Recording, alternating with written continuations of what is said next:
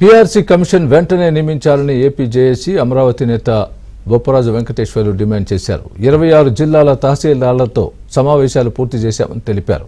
Revenue శాఖలో 24 గంటలు పనిచేసినా అక్కడక్కడ నిర్లక్ష్యంగా చేసినవి శాఖకు ఆపాదిస్తున్నారని అన్నారు. ఇక డిఏ బకాయిలు వెంటనే చెల్లించాలని డిమాండ్ చేశారు.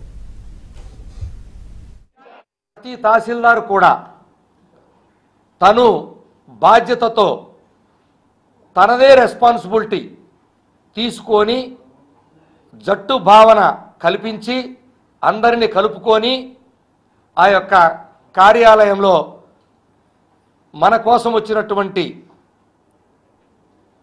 ప్రజలకు కానీ ప్రజాప్రతినిధులకు కానీ గౌరవంగా వారిని ఆహ్వానించి వారికి మనం చేయాల్సిన పనులు వారికి చెప్పాల్సిన సమాధానాన్ని మరి వారితో సానుకూలమైనటువంటి సంబంధాలని కొనసాగించాలని ప్రతి రాష్ట్రంలో ఉన్నటువంటి తహసీల్దార్ని కూడా ఏపీ రెవెన్యూ సర్వీసెస్ పక్షాన కోరుతున్నాను.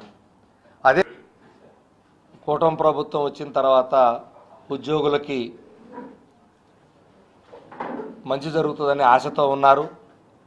కానీ ఆశలు ఇప్పటి వరకు అంటే గత సంవత్సరం 4 నెలలైనా కూడా ఇంతవరకు ఉద్యోగులకు ఎలాంటి